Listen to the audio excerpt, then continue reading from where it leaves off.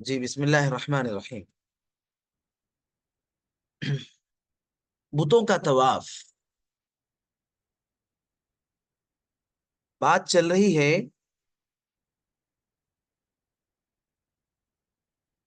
اللہ تعالی کے ساتھ شرک کی مختلف شکلوں کی، جن میں سے ایک بتوں کا طواف بھی ہے۔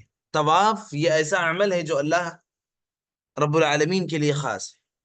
اللہ تعالی کے گھر کے اطراف طواف کیا جاتا ہے، یہ مشروع ہے، اور اللہ رب العالمین نے اسی کا حکم دیا ہے۔ باقی دنیا میں کوئی ایسی جگہ نہیں ہے، کوئی ایسا شخص نہیں ہے، کوئی ایسی ذات نہیں ہے جس کا طواف جائز اور مناسب ہو۔ حدیث ہے اس کے ضمن میں بخاری اور مسلم کی، شیخان سے مراد بخاری اور مسلم رحمہم اللہ۔ ابو ہریرہ رضی اللہ عنہ راوی حدیث ہیں، رسول اللہ صلی اللہ علیہ وسلم فرماتے ہیں کہ لا تقوم الساعة حتى تضطرب الیات نساء دوس حول ذی الخلصہ۔ ابو ہریرہ رضی اللہ عنہ سے روایت ہے، رسول صلی اللہ علیہ وسلم فرماتے ہیں کہ قیامت نہیں آئے گی اس وقت تک جب تک کہ ذوالخلصہ نامی ایک بت کے ارد گرد دوس کی عورتیں طواف نہ کریں گی، قبیلہ دوس کی عورتیں طواف نہ کریں گی۔ قبیلہ دوس عرب کے قبائل میں سے ایک قبیلہ ہے۔ عرب میں ایک قوم بھی جس کو دوس کہا جاتا ہے، جاہلیت میں ان کا ایک بت تھا جس کو ذوالخلصہ کہا جاتا تھا۔ عہد رسالت میں اس بت کو توڑ دیا گیا تھا۔ اللہ کے رسول صلی اللہ علیہ وسلم کے زمانے میں آپ صلی اللہ علیہ وسلم نے پیشین گوئی کی کہ قیامت کے قریب لوگ پھر اس بت کو ماننے لگیں گے اور دوس کی عورتیں اس بت کا طواف کریں گی۔ یہاں پر ایک لفظ استعمال ہوا ہے، حتی تضطرب الیات نساء دوس حول ذی الخلصہ۔ تو دراصل یہ اشارہ ہے طواف سے، اور اس عمل کو تھوڑا سا، یہ چونکہ ایک شرکیہ عمل ہے اس لیے اس کو تھوڑا سا گرا کر پیش کیا گیا ہے، ورنہ اس کا اصل معنی ہوتا ہے کہ اپنی سرینوں کو ہلائیں گی۔ اچھا، دوس کی عورتیں اس کا طواف کریں گی۔ آپ صلی اللہ علیہ وسلم کو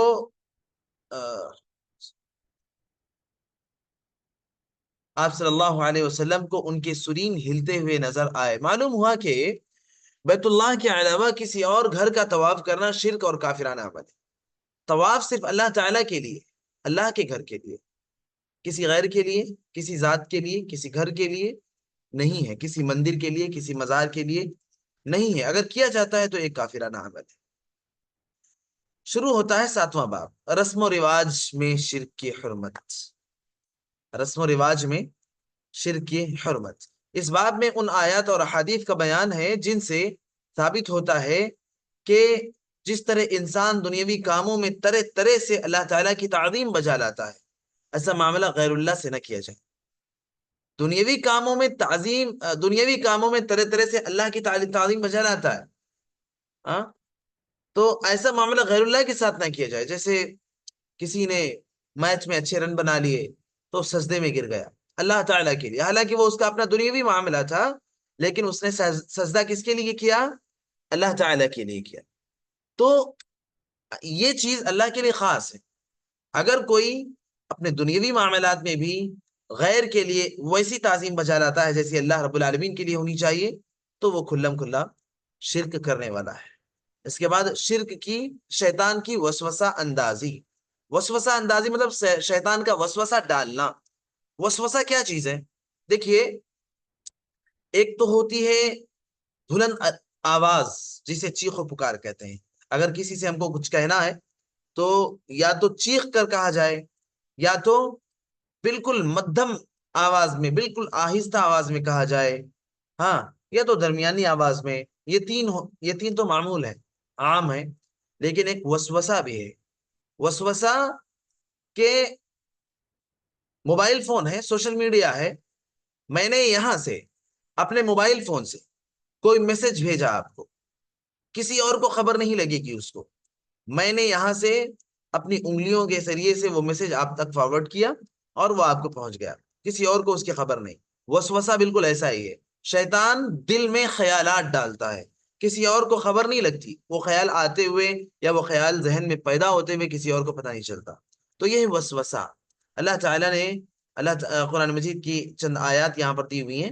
اللہ تعالیٰ نے فرمایا إن يدعون من دونه إلا إناثا وإن يدعون إلا شيطانا مريدا لعنه الله وقال لأتخذن من عبادك نصيبا مفروضا ولأضلنهم ولأمنينهم ولآمرنهم فليبتكن آذان الأنعام ولآمرنهم فليغيرن خلق الله ومن يتخذ الشيطان وليا من دون الله فقد خسر خسرانا مبينا يعدهم ويمنيهم وما يعدهم الشيطان إلا غرورا اولئک مأواہم جہنم ولا یجدون عنہا محیصا.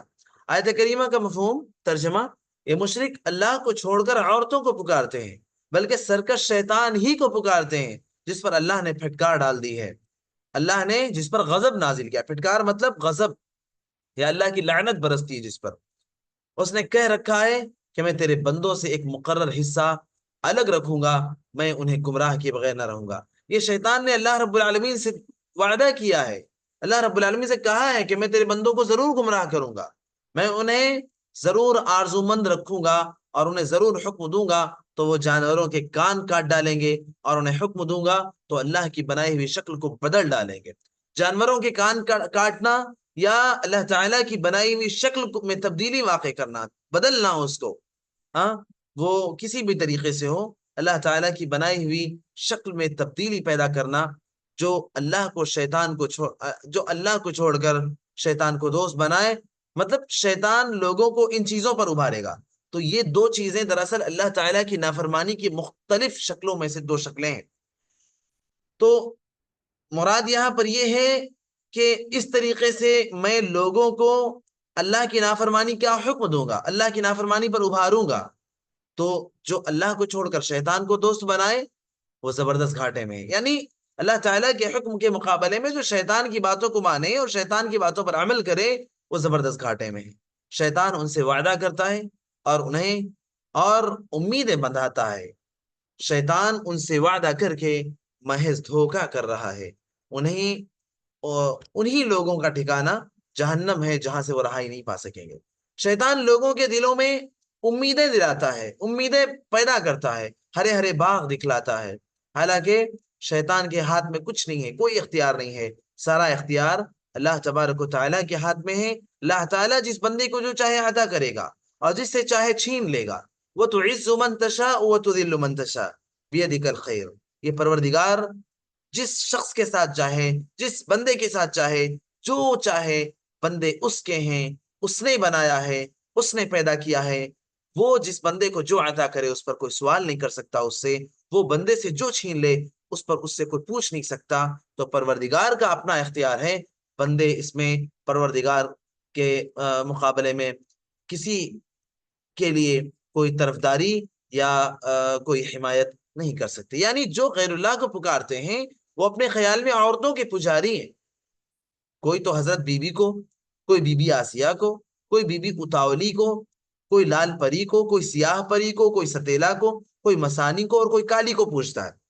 یہ جو نام یہاں پر ذکر کیا ہے صاحب کتاب رحمت اللہ علیہ نے, دراصل جس وقت وہ کتاب لکھ رہے تھے اس وقت ان لوگوں کی عبادت کی جاتی تھی, پوجا کیا جاتا تھا ان لوگوں کا. بی بی حضرت بی بی یا بی بی آسیہ یا بی بی اتاولی, لال پری, سیاہ پری, ستیلا, مسانی اور کالی, اس میں کچھ ہندوؤں کے معبودوں کے نام بھی ہیں. اور جیسا کہ میں نے کل بتایا تھا کہ چونکہ ہندوؤں کے ساتھ رہتے رہتے بہت سارے مسلمان ایسے بھی تھے جو ان کے معبودوں کو پوجنا شروع کر چکے تھے. یہاں پر ان کا نام لے کر اشارہ کر رہے ہیں کہ یہ سب کے سب غیر اللہ کے پکارنے والے ہیں, غیر اللہ کے پجاری ہیں.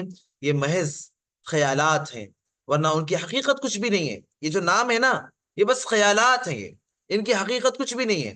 نہ کوئی عورت ہے نہ کوئی مرد, محض خیال خام اور شیطانی وسوسہ ہے.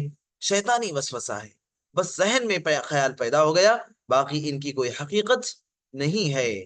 جس کو معبود بنا لیا ہے اور یہ جو بولتا ہے اور کبھی کوئی تماشا بھی دکھا دیتا ہے، یہ شیطان ہے۔ ہاں، یہ شیطان ہے دراصل، وہ نام الگ الگ رکھتے ہیں لیکن پوچھتے اسی کو ہے، شیطان کو۔ ہاں، اور جواب کے طور پر اگر کوئی کسی معبود کے نام پر کوئی جواب آتا ہے تو دراصل وہ شیطان بولتا ہے، وہ شیطان جواب دیتا ہے۔ تماشے جو طرح طرح کی دکھاتے ہیں، کرتب دکھاتے ہیں معبودوں کے نام پر کہ دیکھو فلاں مزار شریف پر ہم کھڑے ہو کر دعا کیے اور جو ہے پیر جی نے فوراً ہم کو مٹھائی کا ڈبہ پکڑا دیا۔ اس طریقے سے لوگ بیان کر کے لوگوں کو جو ہے ہمت بتاتے ہیں اور ان کو یقین دلاتے ہیں کہ نہیں یہ سچ ہے۔ تو یہ دراصل شیطان کرتب دکھاتا ہے، اور شیطانی وسوسے ہوتے ہیں یہ سب۔ شیطان لوگوں کو گمراہ کرتا ہے۔ شیطان کب چاہے گا کہ کوئی اللہ کا بندہ وہ سیدھے راستے پر رہے؟ شیطان کب چاہے گا کہ اللہ تعالیٰ کی توحید کو ہر بندہ اقرار کرتا رہے اور اسی کو مانتا رہے؟ وہ تو چاہتا ہے کہ اللہ کے ساتھ شرک کیا جائے اور اللہ کے بندے اللہ تعالیٰ کی بنائی ہوئی جہنم کے شکار ہوتے جائیں۔ وہ تو چاہتا ہے، وہ یہی چاہتا ہے کہ وہ عذاب کے مستحق بنے، وہ یہی چاہتا ہے کہ وہ اللہ تعالیٰ کے نافرمان ہو۔ وہ کبھی نہیں چاہے گا کہ لوگ اللہ تعالیٰ کے فرما بردار ہو کر موحد بن جائیں۔ ان مشرکوں کی تمام عبادتیں شیطان کے لیے ہو رہی ہیں۔ یہ اپنے خیال میں نظر و نیاز عورتوں کو دیتے ہیں، مگر در حقیقت لیتا کون ہے؟ شیطان لیتا ہے۔ ہاں، ان عورتوں کے جن کے نام ابھی ذکر کیے گئے، انہیں ان باتوں سے نہ دینی فائدہ ہے اور نہ دنیاوی، کیونکہ شیطان راندہ درگاہ ہے۔ راندہ درگاہ مطلب اللہ تعالیٰ کی بارگاہ سے پھٹکارا ہوا ہے، بھگایا ہوا ہے۔ ایک وقت تھا کہ ابلیس یہ فرشتوں میں بہت بڑا مقام رکھتا تھا، لیکن اللہ تعالیٰ نے جب فرشتوں کو حکم دیا آدم کا سجدہ کرنے کا تو اس نے انکار کر دیا، اور اس انکار کے بعد اللہ تعالیٰ نے اسے اپنے دربار سے دھتکار دیا، نکال باہر کیا۔ تو راندہ درگاہ کا مطلب یہی ہے۔ اس سے دینی فائدہ تو ہونے سے رہا، کیونکہ یہ انسان کا کھلا دشمن ہے۔ کھلا دشمن بھلا اس کا بھلا کیسے چاہے گا؟ شیطان انسان کا کھلم کھلا دشمن ہے، وہ کب کسی انسان کا بھلا چاہے گا؟ وہ کب کسی انسان کو اللہ کی خالص اللہ کی عبادت کی طرف ابھار کر وہ کسی انسان کی کامیابی اور کسی انسان کی نجات کا ذریعہ بن سکتا ہے؟ وہ تو کبھی ایسا نہیں ہوگا۔ یہ تو اللہ تعالیٰ کے سامنے کہہ چکا ہے کہ میں تیرے بہت سے بندوں کو اپنا بنا لوں گا۔ اپنا بندہ بنا لوں گا مطلب میں انہیں گمراہ کر دوں گا، میں جیسا کہوں گا ویسا وہ کریں گے، میں جن سے روکوں گا وہ اس سے رک جائیں گے، میں جس کام کا حکم دوں گا وہ انجام دیں گے۔ ان کی عقلیں ایسی ماروں گا کہ اپنے خیالات ہی کو ماننے لگیں گے، اپنے خیالات ہی کو ماننے لگیں گے۔ میرے نام کے جانور مقرر کریں گے جن پر میری نیاز کا نشان ہوگا۔ شیطان اللہ تعالیٰ سے وعدہ کر چکا ہے کہ میں لوگوں کو اپنے حساب سے چلاؤں گا، یہاں تک کہ لوگ میرے نام کے جانور مقرر کریں گے جس پر میری نیاز کا نشان ہوگا۔ تو کان چیرنا یا کاٹنا یا اس کے گلے میں کمر بند ڈالنا، ماتھے پر مہندی لگانا، منہ پر صحرا باندھنا، منہ کے اندر پیسہ ڈالنا، پیسے رکھنا، یہ سب کے سب شیطان کی نیاز کی علامتیں ہیں جو لوگ انجام دیتے ہیں۔ بہرحال وہ علامت جو یہ بتائے کہ یہ جانور فلاں کی نیاز کا ہے، اسی میں داخل ہے۔ مختلف علامتیں، جیسے ہندوؤں کے پاس تلک لگاتے ہیں تو اس کے بھی مختلف طریقے ہوتے ہیں۔ کوئی 3 انگلیوں کا تلک لگاتا ہے، کوئی 2 انگلیوں کا، کوئی 1 انگلی کا، کوئی صرف ٹیکا رکھتا ہے، الگ الگ ہے۔ تو یہ جو الگ الگ انداز ہے نا، وہ دراصل پورا ایک بیک گراؤنڈ رکھتے ہیں۔ وہ ہم دیکھ کر سب کو ایک نہیں سمجھ سکتے، ان کا ایک مستقل بیک گراؤنڈ ہے۔ اسی طریقے سے اگر کسی جانور کو صحرا پہنایا جا رہا ہے، کسی جانور کو تلک لگایا جا رہا ہے، کسی جانور کے چہرے پر یا اس کی پیشانی پر مہندی لگائی جا رہی، کسی جانور کا کان کٹا ہوا ہے، کسی جانور کا کان چرا ہوا ہے، ہاں، تو الگ الگ کسی جانور کے گلے میں پٹا پڑا ہوا ہے، یعنی مخصوص عبادت کی یا مخصوص عقیدت کی کے انداز میں اگر کسی جانور کے گلے میں پٹا پڑا ہوا ہے تو یہ دراصل مختلف علامتیں ہیں کہ یہ فلاں پیر صاحب کی طرف ہے، یہ فلاں پیر صاحب کے نام ہے، یہ فلاں بابا کے نام ہے۔ یہ سب کی سب علامتیں دراصل شیطان کی نیاز کی علامتیں ہیں۔ شیطان یہ بھی کہہ آیا ہے کہ میرے اثر سے لوگ اللہ تعالیٰ کی بنائی ہوئی شکل کو بگاڑ ڈالیں گے۔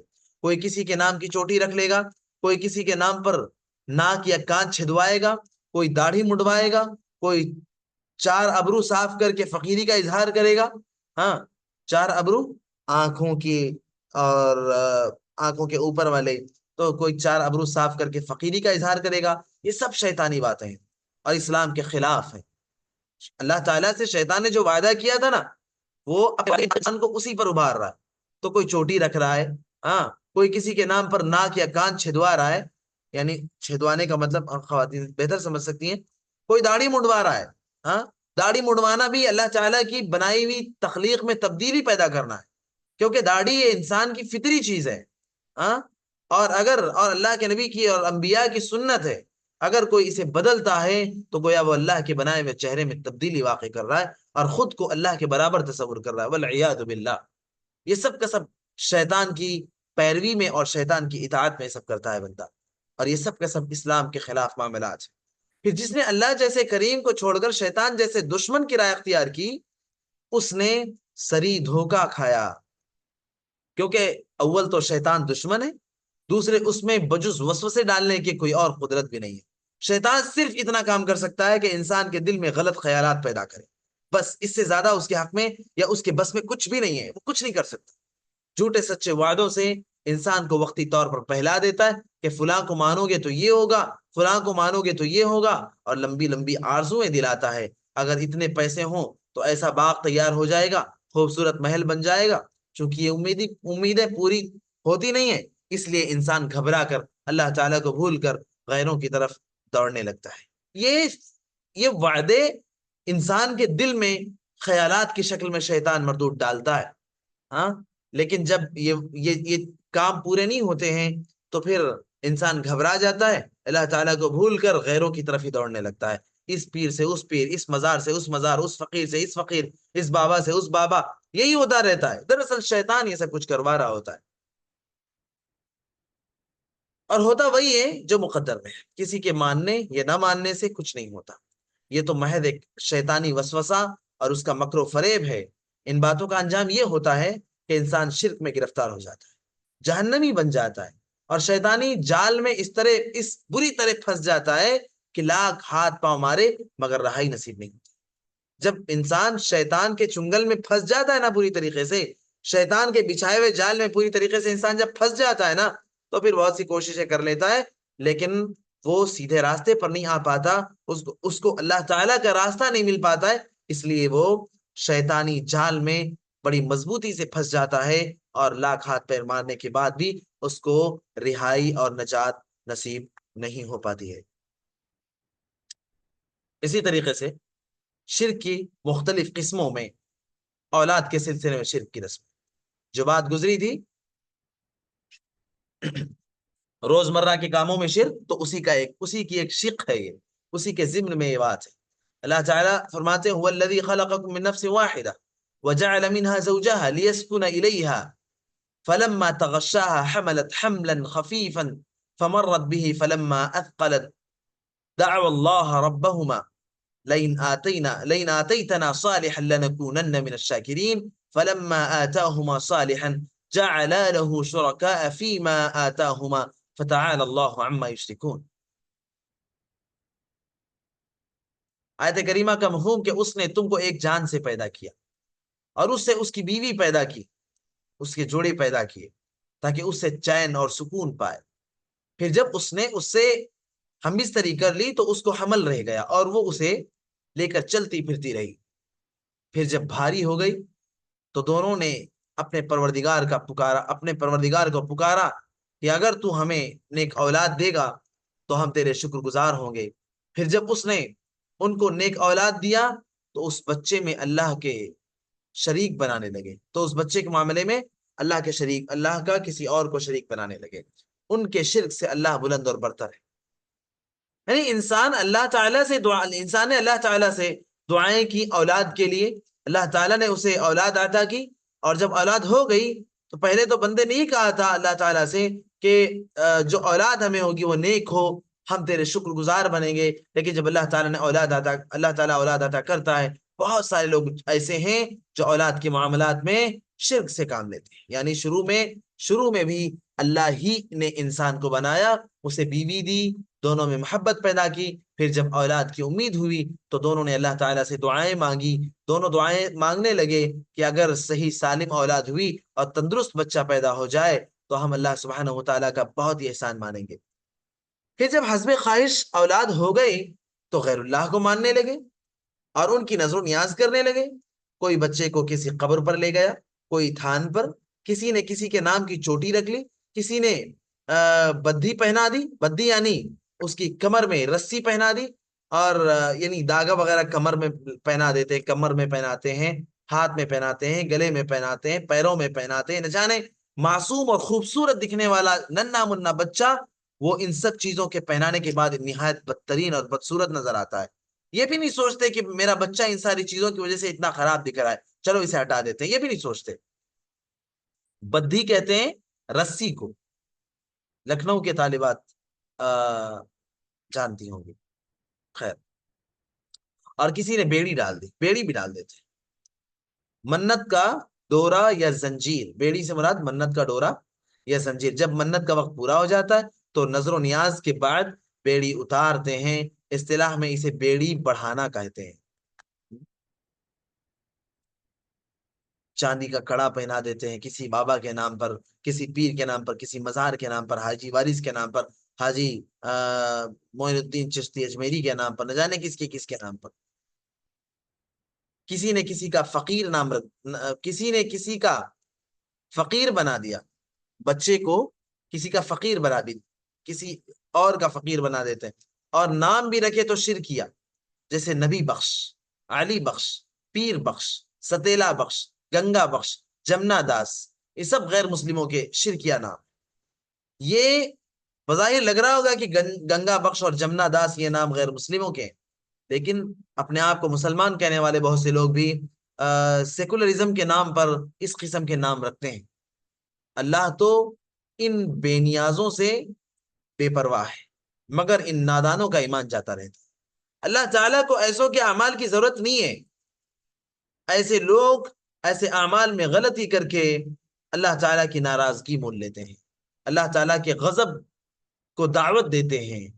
اس کے بعد کھیتی باڑی میں شرک کی رسمیں، اللہ تعالیٰ نے فرمایا وَجَعَلُوا لِلَّهِ مِمَّا ذَرَعَ مِنَ الْحَرْثِ وَالْأَنْعَامِ نَصِيبًا فَقَالُوا هَذَا لِلَّهِ بِزَعْمِهِمْ وَهَذَا لِشُرَكَائِنَا فَمَا كَانَ لِشُرَكَائِهِمْ فَلَا يَصِلُ إِلَى اللَّهِ وَمَا كَانَ لِلَّهِ فَهُوَ يَصِلُ إِلَى شُرَكَائِهِمْ سَاءَ مَا يَحْكُمُونَ۔ اللہ تعالیٰ کہتے ہیں قرآن مجید کے اندر سورۃ الانعام کی آیت نمبر 137 میں کہ اور مشرک ان چیزوں میں سے جو اللہ نے پیدا کی ہیں، یعنی کھیتی اور جانوروں میں ایک حصہ مقرر کر چکے ہیں، اور اپنے خیال میں کہتے ہیں کہ یہ تو اللہ کا ہے اور یہ ہمارے شریکوں کا ہے، یعنی جو اللہ کے لیے نکالنا چاہیے اس میں سے حصہ اللہ کے نام پر، اس میں سے وہ نکالتے ہیں اور اس میں کہتے ہیں اس میں اتنا اللہ کا ہے اور اتنا فلاں بابا جی کا ہے، فلاں چشتی صاحب کا ہے، فلاں حاجی صاحب کا ہے، فلاں یعنی پیر صاحب کا ہے، فلاں فقیر صاحب کا ہے، فلاں مزار والے جانشین صاحب کا ہے، فلاں سجادہ صاحب کا ہے۔ اس طریقے جو ہے وہ اللہ تعالیٰ کے ساتھ شرک بجا لاتے ہیں۔ پھر جو ان کے شریکوں کا ہے وہ اللہ کو نہیں پہنچتا، ان کے شریکوں کے نام پر جو وہ نکالتے وہ اللہ کو نہیں پہنچتا، اور جو اللہ کا ہے وہ ان کے شرکا کو مل جاتا۔ یہ جو فیصلہ کر رہے ہیں بڑا برا فیصلہ کر رہے ہیں، اللہ تعالیٰ کہتے ہیں یہ جو فیصلہ کر رہے ہیں یہ واقعی بڑا برا فیصلہ کر رہے ہیں، یعنی تمام غلے اور جانور اللہ ہی نے پیدا کیے ہیں، پھر مشرک جس طرح ان میں سے اللہ تعالیٰ کی نیاز نکالتے ہیں اسی طرح غیر اللہ کی بھی نیاز نکالتے ہیں، جبکہ غیر اللہ کی نیاز میں جو ادب و احترام بجا لاتے ہیں وہ اللہ کی نیاز میں بجا نہیں لاتے۔ اللہ تعالیٰ کے لیے جو ادب و احترام ہونا چاہیے وہ غیر اللہ کے لیے بجا لاتے ہیں، اور غیر اللہ کے لیے جس قدر اہتمام کرتے ہیں، جس قدر ادب و احترام کرتے ہیں، اللہ غیر اللہ کے لیے جس قدر کرتے ہیں اللہ تعالیٰ کے لیے اس کا تھوڑا حصہ بھی نہیں کرتے۔ یہ دراصل جو روز مرہ کے معاملات میں شرک کی جو قسم ہے اسی کے ضمن میں یہ باتیں پیش کر رہے ہیں صاحب کتاب رحمت اللہ علیہ۔ اس کے بعد اگلی ہیڈنگ ہے چوپایوں میں شرک کی رسمیں۔ چوپائے یعنی جانور وغیرہ جو گھروں میں پالے جاتے ہیں، بیل بھینس گائے وغیرہ وغیرہ، تو اس میں بھی شرک۔ چنانچہ اللہ تعالیٰ فرماتے وَقَالُوا هَذِهِ أَنْعَامٌ وَحَرْثٌ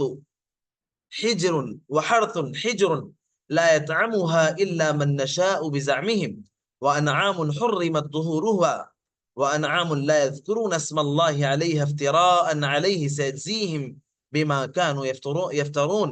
اللہ تعالیٰ فرماتے ہیں کہ یہ کہتے ہیں کہ یہ جانور اور کھیتی اچھوتی ہے، اسے کوئی نہ کھائے. اچھوتی ہے مطلب اسے چھوا نہیں جا سکتا، اسے کوئی لے نہیں سکتا، اسے کوئی چھو نہیں سکتا. اچھوت بولتے ہیں نا، اچھوت وہ چیز جو چھونے کے قابل نہ ہو، تو یہ اچھوتی ہے، اسے کوئی نہ کھائے علاوہ اس کے جسے ہم چاہیں محض اپنے خیال سے.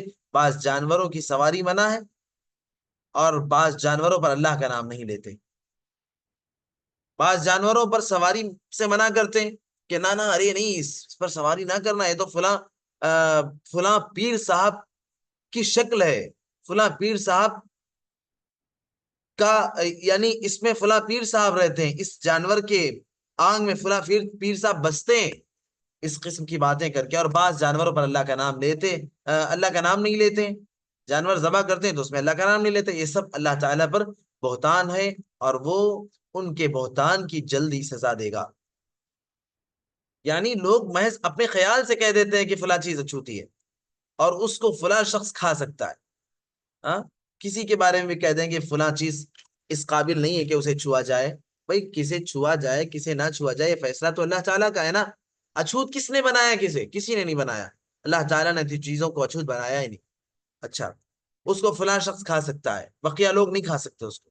بعض جانوروں کو لادتے نہیں اور سواری بھی نہیں کرنے دیتے. بعض جانوروں کی پیٹھ پر سامان وغیرہ نہیں لاتے اور ان پر سواری بھی کرنے نہیں دیتے کہ یہ فلاں کی نیاز کا جانور ہے، اس کا ادب کرنا چاہیے، ہے نا. جس طریقے سے قربانی کے جانور کے بارے میں یہ بات مشہور ہے، کہہ رہے نہیں اس پر سواری نہیں کرنا چاہیے، اس پر سوار نہیں ہونا چاہیے. ہاں، جانور کی بے حرمتی ہوتی ہے.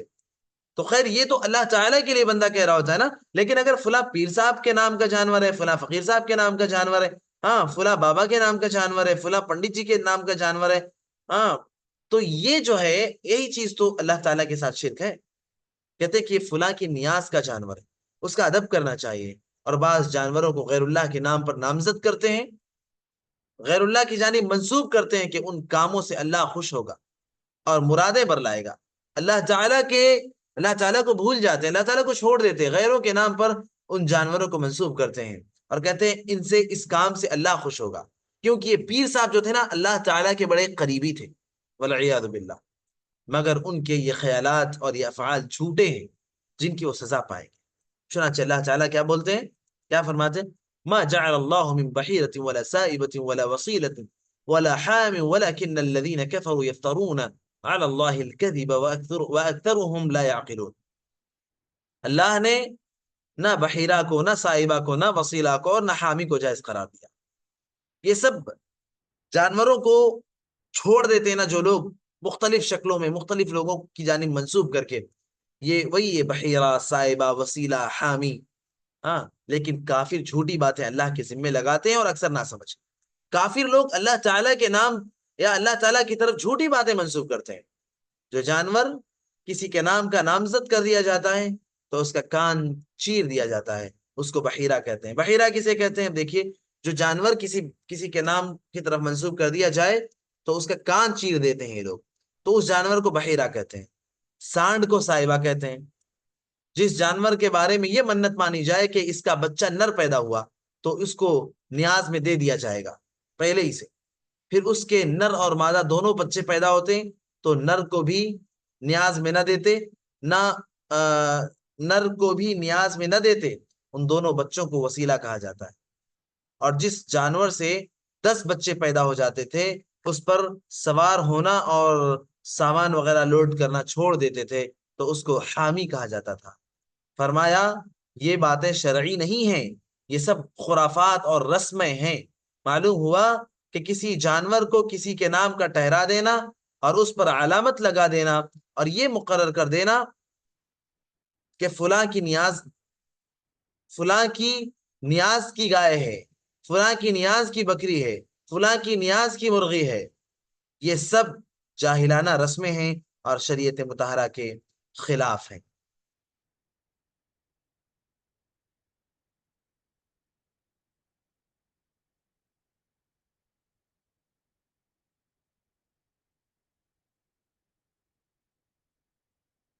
تو ابھی تک ہمیں امید ہے کہ جو باتیں چونکہ ہم عبارت خوانی زیادہ کر رہے تھے اور شرح پر کم وقت لگا رہے تھے، کیونکہ ہمیں 2-3 دن کے اندر اس کتاب کو ختم کرنا ہے، اور ہمیں امید ہے کہ انشاءاللہ ہم اپنے ٹارگٹ کو پہنچنے کی کوشش کریں گے اور پہنچیں گے 2-3 دن کے اندر، اور اس کا ایک ٹیسٹ لیں گے، اور ٹیسٹ لینے کے بعد پھر ہم ایک نئی کتاب جو تعارف قرآن کے موضوع پر ہوگی وہ انشاءاللہ تعالی شروع کریں گے۔ انشاءاللہ اگلا درس پیج نمبر 121 سے ہوگا۔ آپ لوگ صفحہ نمبر بھی یاد رکھیں اور جو ہیڈنگ ہے اس کو بھی یاد رکھیں، تاکہ اگلے درس میں ہمیں بار بار پوچھنے اور آپ سب کو ڈسٹرب ہونے کی ضرورت نہ پڑے۔